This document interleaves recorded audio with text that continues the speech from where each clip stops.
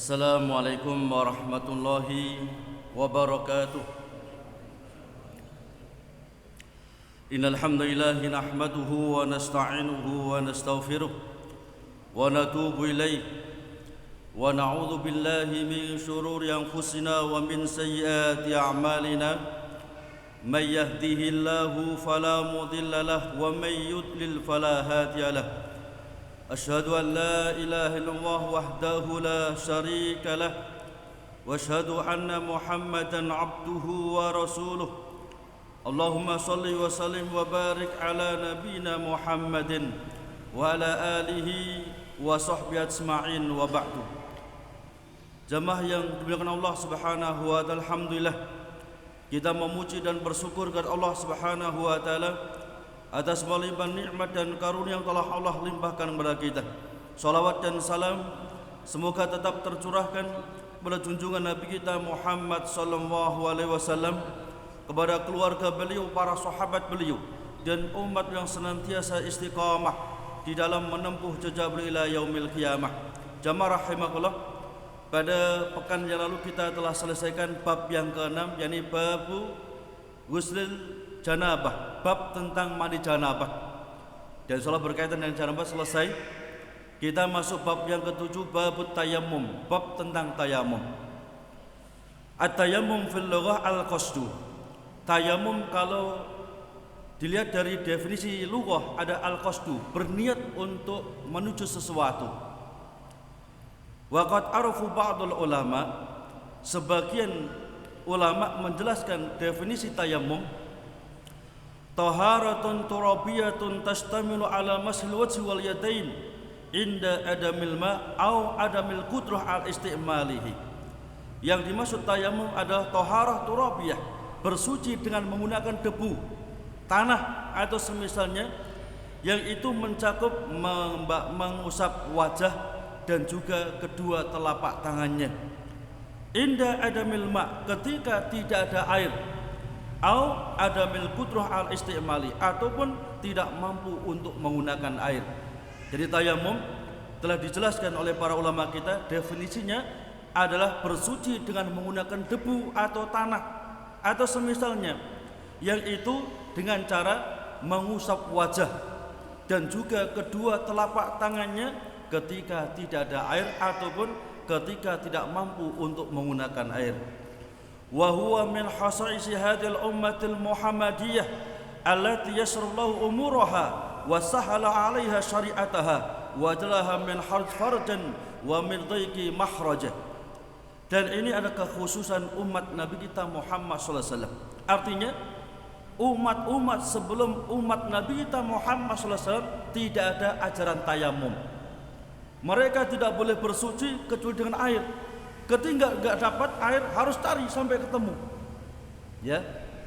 Menunjukkan Allah memberikan kemudahan kepada kita kaum muslimin. Ini kekhususan dari umat Nabi kita Muhammad sallallahu alaihi wasallam, allati yassarallahu umuraha, yang mana Allah telah mudahkan seluruh urusan kaum muslimin. Ketika kita sholat 5 waktu wajib berdiri ijma'an.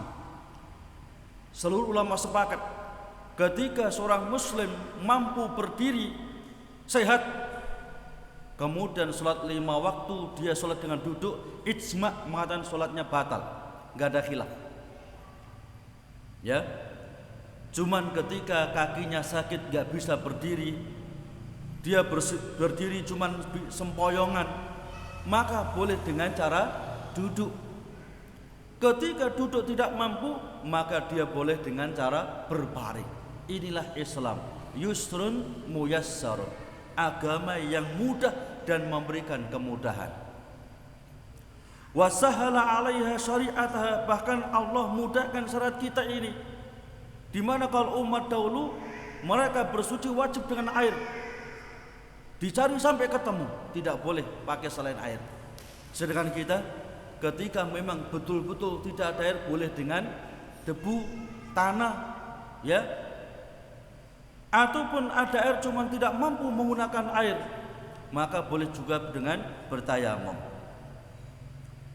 Wa jalaha minal harj farjan wa min dhayqi mahraja, yang mana Allah jadikan setiap kesulitan, setiap kesempitan Allah berikan jalan keluar bagi kita. Wa tahhara batinaha wa dhahiraha bi barakati hadzal nabil karim alaihi salatu wassalam. Yang mana Allah sucikan kaum muslimin batinnya dan zahirnya dengan berkah Nabi kita Muhammad SAW yang mulia. Fa inna min adamil ma alladhi huwa ahadu aslil hayat tu'awwadu anhu bil asli sani alladhi huwa turab li alla yafkuta at-tahara itlaqan. Fa inna taharatal ma tudhiru dhahir wal batin. Maka ketika tidak ada air, yang mana air ini merupakan sumber pokok kehidupan yang utama, yang pertama, maka ketika tidak ada air, tu'awwadu anhu bil asli sani, maka diganti dengan sumber kehidupan pokok yang kedua, yakni tanah, agar kita tidak kehilangan bersuci secara mutlak. Ketika bersuci dengan air mendapatkan pensucian zahir maupun batin. Adapun dengan tanah maka kita mendapatkan pensucian secara batin. Makanya tayamum ini berbeda dengan wudu. Abdullah ibn Abbas belum mengatakan minas sunnah alla yusalli ar-rajulu bitayammum illa salatan wahidatan falyatayammamu li salatil ukhra. Termasuk sunnah Nabi, kata Abdullah ibn Abbas, seseorang ketika sholat dengan tayamum maka cukup dengan satu waktu sholat. Ketika untuk sholat berikutnya maka dia wajib untuk bertayamum kembali. Contoh misalnya maghrib tadi, antum sholat dengan tayamum, mungkin nggak ada air atau mungkin ada cuman nggak mampu menggunakan air, maka ketika walaupun tidak kentut, tidak batal untuk sholat isya, maka wajib untuk bertayamum kembali. Walaupun ada sebagian ulama tayamum menggantikan wudu, namanya menggantikan keseluruhannya, maka kita jelaskan tayamum ini adalah udzur. Kaidahnya ad-darurah tubihul mahdhurah biqadri ma tahtaju darurah. Ini kaidahnya, ad-darurah tubihul mahdhurah, sesuatu yang dilarang itu dibolehkan ketika dalam keadaan darurat. Antum ketika ada air atau mungkin badannya juga sehat, kalau antum tayamum batal ijma'an, enggak ada khilaf itu. Airnya siap, badannya juga sehat, guna tayamum batal ijma'an, enggak ada khilaf. Artinya tayamum ini adalah ketika kita darurat. Maka darurat biqadri ma tahtaju darurah, sebatas kebutuhan. Demikian. Dan ini sering kita jelaskan berulang-ulang. Contoh ketika kita di padang pasir sudah seminggu nggak makan, kalau hari ke-8 nggak makan, kemungkinan meninggal dunia, adanya bangkai babi, wajib makan, cuman tidak boleh montot. Ini biqadri tahtaju darurah. Demikian. Fa idza adamat hadhil adatul kamilah raja'na ila suratit taharah biadatit turab litahsulat taharah batinah. Maka ketika tidak ada alat pensuci yang sempurna, yakni air, maka kita kembali kepada alat pensuci yang kedua, yakni tanah, agar kita mendapatkan pensucian secara batin. Fala syakka fi hikmatihi wala raiba fi faidatihi liman rizqa sa'adatu fi fahmi. Maka tidak diragukan lagi tentang hikmahnya, tidak diragukan lagi tentang faidah-faidahnya bagi hamba-hamba Allah yang Allah rezekikan kebahagiaan dengan bisa memahami nas dengan benar. Wa huwa sabitun bil kitabil aziz wa sunnatil mutahharah wa isma'il ummatil muhammadiyah al mahdiyah wa yaktadhi al qiyasus sahih. Dan tayamum ini telah ditetapkan oleh dalam Al-Qur'anul Karim. Falam tajil ma'a fatayammamu sa'idan thayyiban. Kalau enggak dapat air maka tayamumlah dengan debu tanah yang baik, yang suci. Wa sunnatil mutahharah, dan juga telah ditetapkan di dalam hadis yang suci, wa ismail ummatul Muhammadiyah al-Mahdiyah, dan juga kesepakatan yakni umat Nabi kita Muhammad SAW yang mereka mendapatkan petunjuk, dan ini sesuai dengan qiyas yang sahih. Al-haditsus sadis wa salasun, hadis yang ke-36, an Imran ibnu Husain radhiyallahu taala anhu anna Rasulullah sallallahu alaihi wasallam ra'a rajulan mu'tazilan lam yusalli fil qaum faqala ya fulan ma manaka an tusalliya fil qaum faqala ya Rasulullah asabatni janabatan wala ma'a faqala alaika bis sa'id fa innahu yakfika. Dari Imran ibn Husain, semoga Allah meridainya, beliau mengatakan ada Nabi kita Muhammad SAW melihat salah seorang laki-laki dari kalangan sahabat mu'tazilan, yang dia ini memisai, berpisah, ya, lam yusolli fil qaum, yang dia ini tidak ikut sholat berjamaah bersama para sahabat yang lain. Faqala, maka ketika selesai sholat Nabi bersabda, ya fulan ma manaka an tusalliya fil qaum. Inilah lembutnya Nabi ketika melihat seluruhnya sholat berjamaah, ada satu yang tidak ikut sholat berjamaah, Nabi tidak langsung mencela, Nabi tidak langsung mencemoohnya, cuma Nabi bertanya, wahai fulan, apa yang menghalangi kamu untuk sholat berjamaah bersama kami? Apa alasannya? Ya, inilah hebatnya dakwah Nabi kita Muhammad sallallahu alaihi wasallam yang wajib untuk kita tiru, lembut, santun. Faqala, maka beliau mengatakan, ya Rasulullah asabatni janabatun wala ma'a. Ya Nabi, saya sedang janabat ya Nabi, saya sedang junub ya Nabi, sedangkan saya cari air enggak ketemu ya Nabi. Faqala Rasulullah SAW, maka Nabi bersabda, alaika bis sa'id fa innahu yakfika. Ya, cukuplah kamu bersuci dengan menggunakan tanah, dan itu cukup bagimu. Gharibul hadis, ada beberapa kalimat yang perlu kita jelaskan, yakni kalimat mu'tazilan, ay munfaridan anil qaum, menyendiri dari kaum.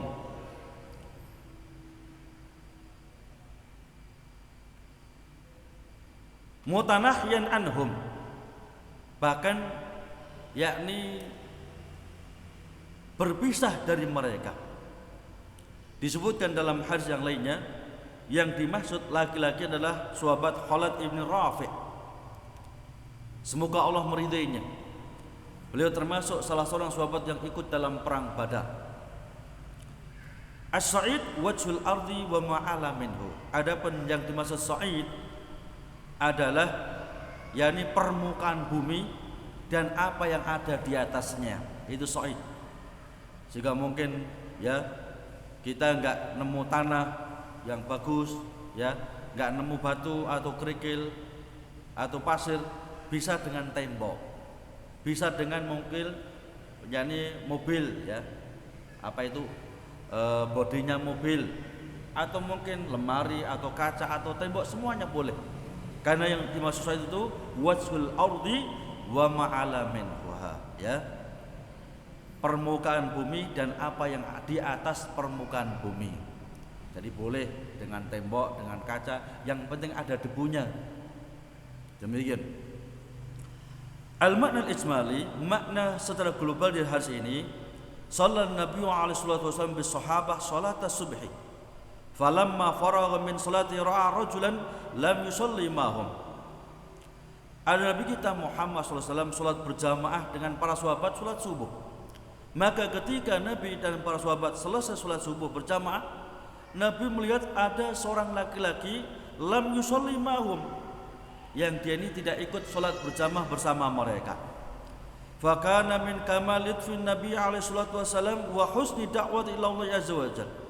Maka termasuk sempurnanya kelembutan sifat Nabi dan juga baiknya dakwah Nabi di jalan Allah Subhanahu wa taala, annahu lam yu'annifhu ala tahallufihi alal jamaah hatta ya'lama sabab fi dzalik.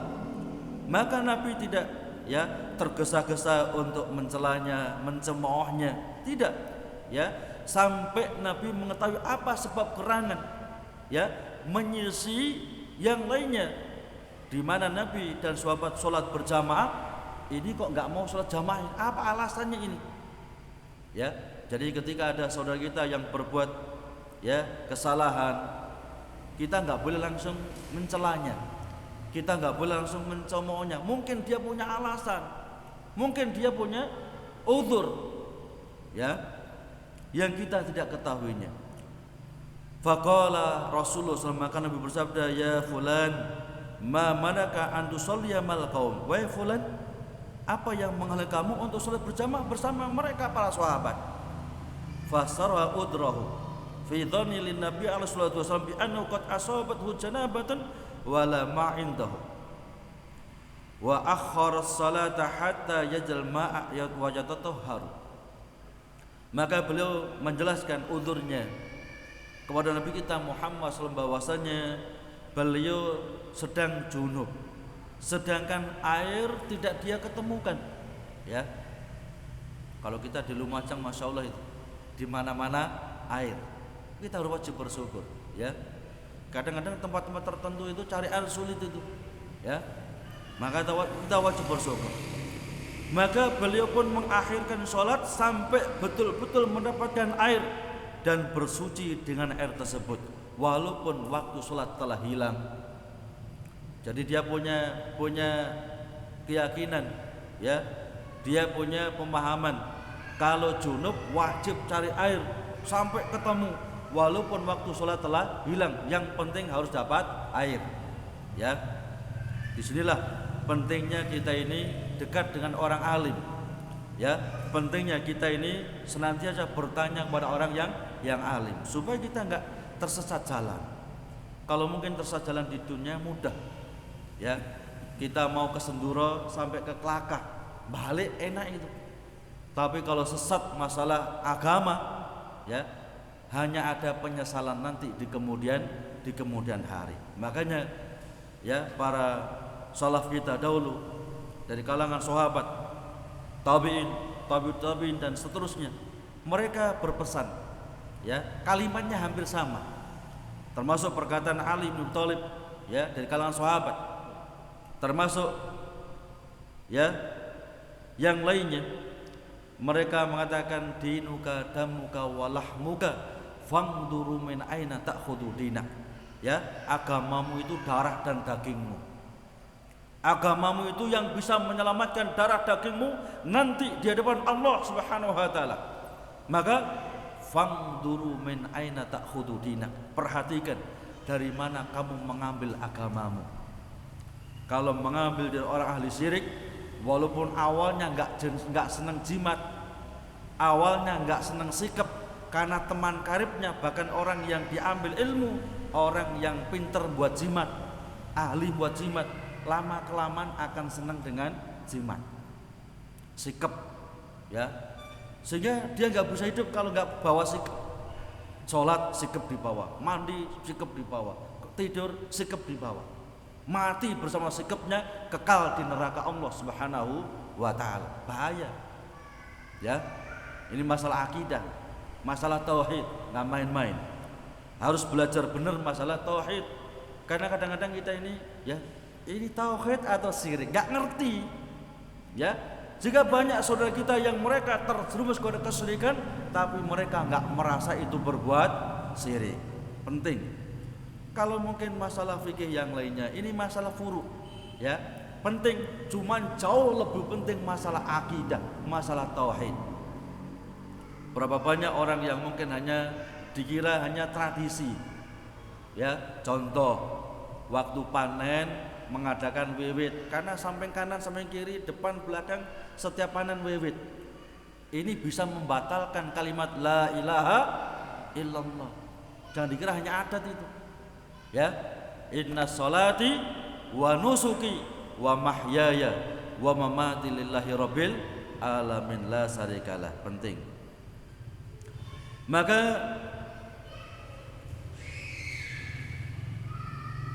faqala alaihi salatu wassalam, inna Allah ta'ala qad jalaka min lutfihi ma yakum maqamal ma fit tatahhur wa huwa as-sa'id fa'alika bihi fa innahu yakfika 'anil ma. Maka Nabi bersabda, Allah Subhanahu wa taala menjadikan bagimu dengan kelembutan Allah, kasih sayang Allah, Allah jadikan bagimu sesuatu yang bisa menggantikan air ketika tidak ada air untuk bersuci. Wa huwa sa'id, yakni debu tanah. Fa'alaika bih, maka kamu wajib bersuci dengan tanah. Fa innahu yakfika 'anil ma, dan itu mencukupi bagimu ya ketika memang betul-betul tidak ada air. Ma yukhadhu minal hadis, ada beberapa hukum yang bisa kita ambil dari hadis ini. Yang pertama, at-tayammum yanubu manabal ghusli fit tatahhur minal janabah. Tayamum itu menggantikan mandi janabat ya, dari mensucikan diri dari junub. Saya ulangi, tayamum itu menggantikan mandi janabat ya, dari bersuci dari junub. Apa prakteknya beda? Sama ya. Yang kedua, annat tayammum la yakunu illa li adamil ma awil mutadarrar bil istimalihi wa qad basata ar-rajulu udrahu wa huwa adamul ma fa qara alaihi salatu wasallam ala dzalik. Tayamum itu tidak mungkin terjadi kecuali dengan dua sebab. Yang pertama adalah li adamil ma, karena memang betul-betul tidak ada air ya, badannya sehat, kuat, tapi nggak ada air, boleh tayamum. Au al mutadar bistimali, orang yang memang dia ini berbahaya ketika menggunakan air. Pernah di zaman Nabi kita Muhammad SAW ada beberapa sahabat yang mereka melakukan perjalanan safar. Kemudian qadarullah, ada batu yang jatuh. Ya, namanya Mekah Madinah itu banyak bukit-bukit ya. Batu jatuh pas tepat di kepala salah seorang sahabat. Ya, terluka parah ini. Karena batu dari atas tepat mengenai kepalanya.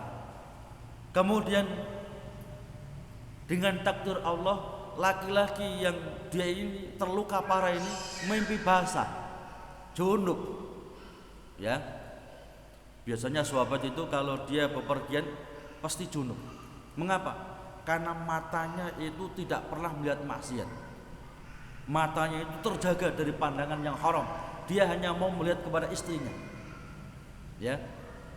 Enggak jelalatan kalau bahasa kita itu. Jadi mereka itu enggak mau memandang wanita siapapun kecuali kepada istrinya atau budaknya. Makanya ketika mereka safar biasanya mereka mimpi basah karena istrinya ditinggal, dia perjalanan jauh ya. Sehingga kalau mata jelalatan itu mengurangi gairah kepada istrinya, nggak boleh jelalatan. Maka sahabat yang terluka parah ini dan dia dalam keadaan junub mimpi basah bertanya kepada sahabat-sahabat yang lainnya, wahai para sahabat-sahabat, apakah saya punya udzur untuk cukup dengan tayamum? Kata mereka, tidak.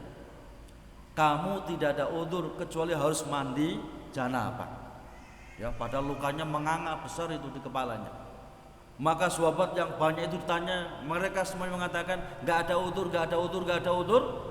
Maka mandilah sahabat yang terluka parah ini. Dengan takdir Allah kemudian beliau meninggal dunia. Sesampainya ke Madinah disampaikan oleh Nabi, ya Rasul, ketika kami berjalan ada batu yang menimpa salah seorang di antara kami, terluka parah ya Nabi. Kemudian dia junub ya Nabi. Dia minta pendapat kepada kami dan kami jawab gak ada udzur, wajib mandi janabat. Qadarullah, setelah mandi janabat dia meninggal dunia ya Nabi. Qataluhu. Kalian telah membunuhnya. Bukankah obat dari penyakit ketidaktahuan itu ada bertanya? Tanya dulu sebelum ngomong, maksudnya gitu. Tanya dulu sebelum berfatwa. Kita kadang-kadang dimintai tanya di pertanyaan langsung jawab. Ya, padahal kita nggak punya ilmunya. Kita bisa menjawabnya kalau kita yakin itu benar sudah. Kalau nggak yakin, tunggu. Pernah Imam Malik Ibn Anas, ya Imam Malik, gurunya Imam As-Syafi'i, ya beliau ini ditanya dengan 10 pertanyaan, hanya 1 yang beliau jawab. 9 beliau mengatakan saya nggak bisa jawab. Masya Allah, Imam Malik ini. Maka penanya merasa dia ini kecewa, jauh-jauh berangkat menuju Imam Malik. 10 pertanyaan yang ditanyakan hanya 1 yang dijawab oleh Imam Malik. Kata Imam Malik, apa kamu kecewa? Ini kuda saya, onta saya, bawa sudah. Umumkan ke seluruh dunia bahwasanya Imam Malik dikasih 10 pertanyaan hanya 1 yang beliau bisa jawab. Ya, karena ada tanggung jawabnya itu. Ya, nggak main-main masalah agama ini. Jadi alasan seseorang itu tayamum ketika tidak ada air, atau yang kedua membahayakan dirinya ketika menggunakan air. Yang ketiga, la yanbaghi liman ra'a muqassiran fi amalin ayubajirahu bi ta'nif awil laum hatta yastawdahu anis sabab fi dhalik falalla lahu udaran wa anta talumu. Tidak layak bagi kita ketika melihat ada saudaranya, ya dia ini berbuat sesuatu yang menyimpang, berbuat sesuatu yang salah, kita tergesa-gesa langsung mencelanya ataupun mencemoohnya sampai kita tahu betul alasannya. Apa alasannya dia berbuat maksiat itu? Ya, apa ada alasan di balik dia berbuat maksiat itu? Ya, contoh misalnya mencuri. Ya, mencuri ini perbuatan yang hina itu. Cuman ada alasan nggak dia mencuri ini? Mungkin anaknya kelaparan dia. Kalau nggak nyuri mati anaknya. Ya. Makanya ketika di zaman Nabi kita Muhammad SAW ada sahabat yang mencuri kepada orang yang kaya, dilaporkan kepada Nabi. Ya Rasul, ini Fulan ibnu Fulan mencuri, ya buah saya ya Rasul. Maka Nabi bertanya, apa alasan kamu mencuri? Saya dan keluarga saya kelaparan ya Rasul. Saya dan keluarga saya kelaparan ya Rasul. Kalau nggak makan mungkin mati mereka. Maka Nabi perintahkan sahabat yang kaya untuk memberikan, ya, sebagian hartanya kepada yang miskin ini. Sudah mencuri nggak dihukum oleh Nabi, justru diberikan harta yang banyak kepadanya. Ini perlu kita ini kadang-kadang ada yang berbuat salah, ini ada alasan tidak ini, ya, jangan langsung mencelanya, mencemoohnya, ya. Antum bisa lihat dalam kitab Bulughul Maram dengan Syarah Subulus Salam tentang hal ini. Kemudian yang keempat, jawazul istihad fi masailil ilmi bi hadratin Nabi alaihi salatu wasallam. Faqad dhanna as-sahabi anna man asabatil janabatu la yusalli hatta yajidal ma' wan sarfa dhihnu ila anna ayat at-tayammum khasatan bil hadasil asghar.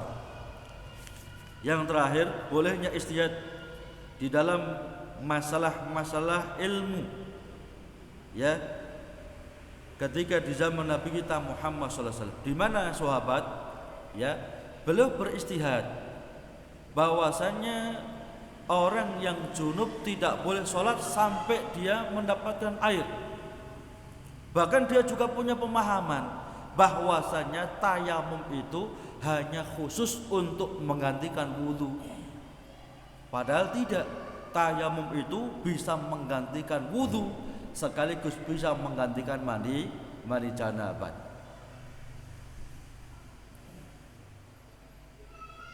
Masih lama, jam berapa? Tinggal 5 menit, 8 menit. Tinggal 8 menit. Kita gunakan tanya jawab, saya persilakan. Pertanyaan bebas.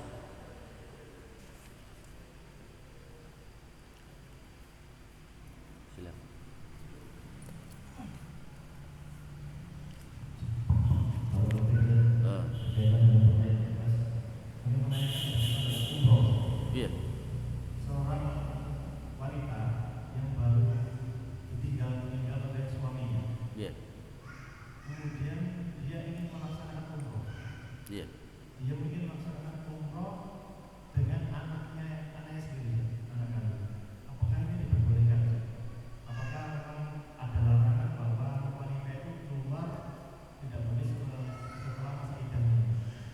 Ya. Tapi ibu itu melaksanakan umroh. Iya. Ada temannya seorang anak ini. Apakah diperbolehkan umroh walaupun belum masa iddahnya habis? Iya. Ya. Ada pertanyaan berkaitan dengan wanita yang ditinggal mati oleh suaminya, ya.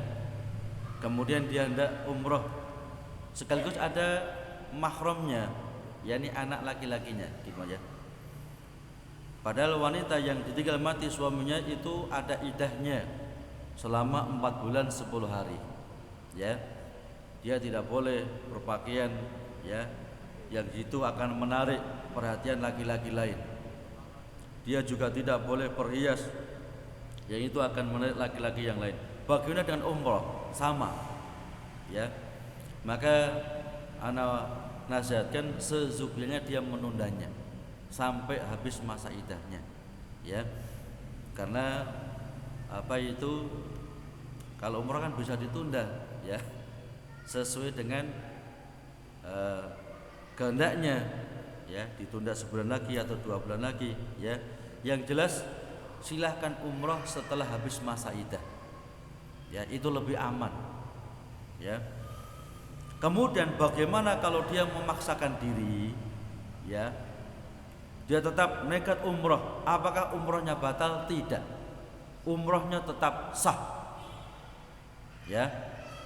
Kata Syaikhul Islam Ibnu Taimiyah, antum bisa lihat dalam kitab Subulus Salam, Imam As-Sun'ani menukil pendapat Syaikhul Islam Ibnu Taimiyah bahwasanya ketika ada wanita yang kaya sedangkan dia ini tidak punya mahram, ya, kemudian dia nekat haji, ya, maka seluruh ulama sepakat hajinya sah, nggak ada khilaf itu, ya. Cuman tentunya menyelisih sunnah karena nggak punya mahram. Monggo yang lain, ya.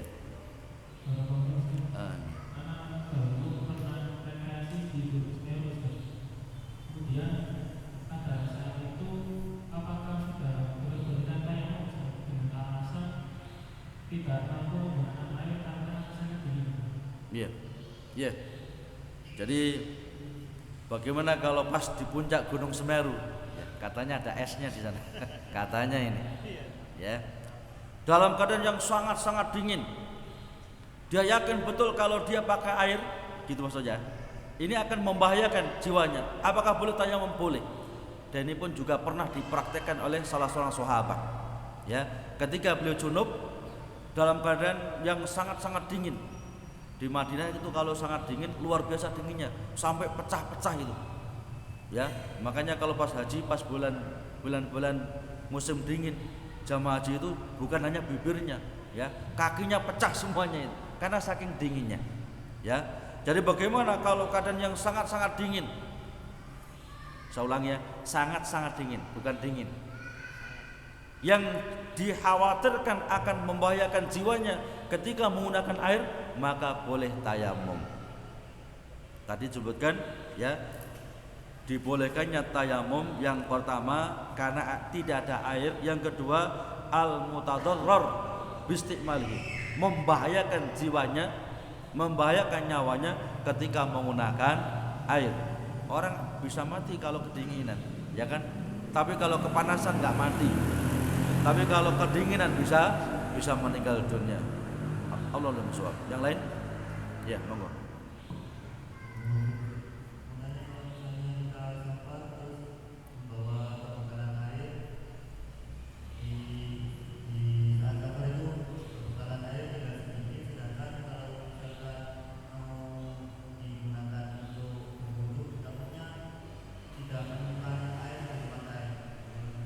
Ya.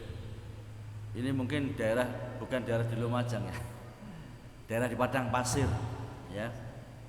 Bagaimana daerah di padang pasir yang kita bawa air cukup untuk minum, ya. Kalau kita gunakan wudhu, kita akan kehausan, misalnya gitu, ya.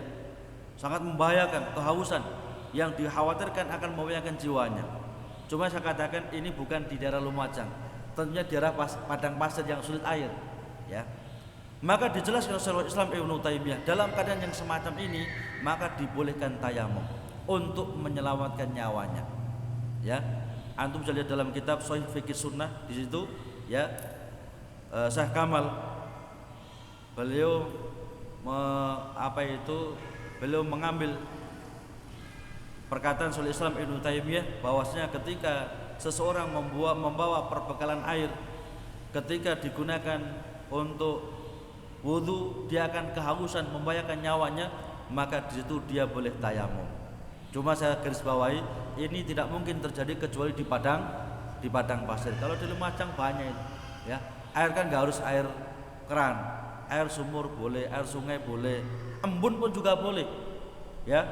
Jadi kalau misalnya nggak ada air cuma ada embun, maka wudu dengan embun, ya. Nabi telah bersabda dalam doanya, "Waghsilni bil ma'i wasalji wal barad." Artinya kita boleh bersuci dengan embun, kita juga boleh bersuci dengan es ketika nggak ada air. Jadi jangan dikira air harus ngalir gitu.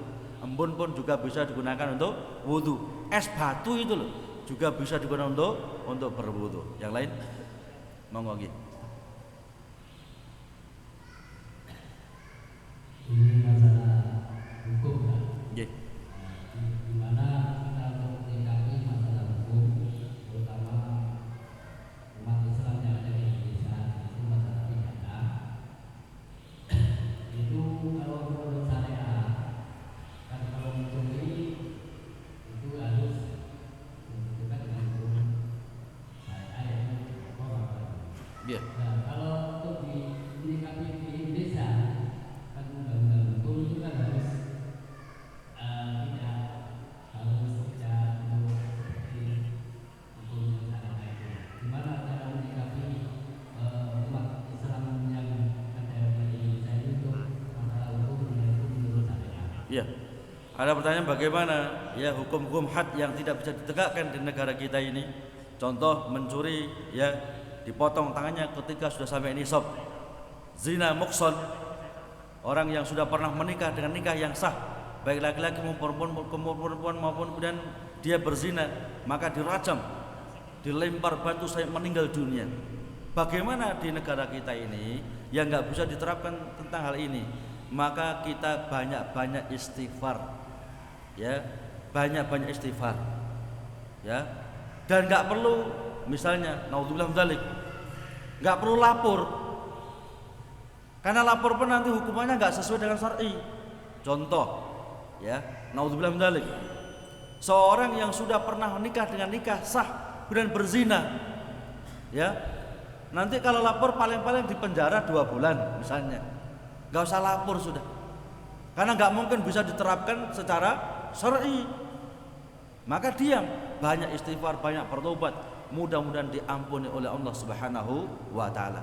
Dan perlu diketahui jamaah rahimakumullah, kita boleh yakni menutup-nutupi perbuatan seorang muslim ya yang dia sudah harus terkena had ketika sudah sampai imam, selama perkara itu belum sampai kepada hakim.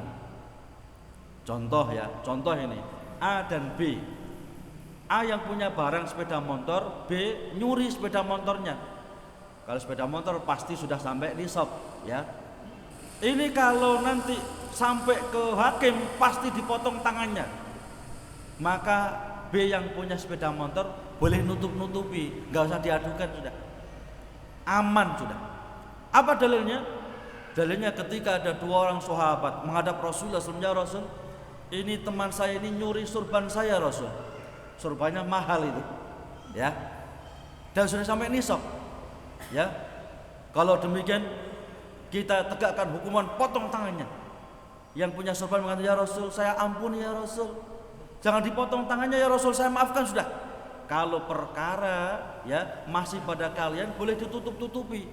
Tapi kalau perkara sudah sampai saya hakim, maka wajib ditegakkan. Ya, bisa paham? Jadi kalau perkara masih di bawah, belum ke hakim, ini boleh ditutup-tutupi untuk menyelamatkan saudaranya. Cuman kalau sudah sampai hakim, nggak boleh dicabut perkara, nggak boleh itu. Ini dalam Islam. Ya, mudah-mudahan bermanfaat. Kita akhiri dengan doa kafaratul majlis. Subhanaka hamdika asyhadu an la ilaha illa anta astaghfiruka wa atubu ilaik. Assalamualaikum warahmatullahi wabarakatuh.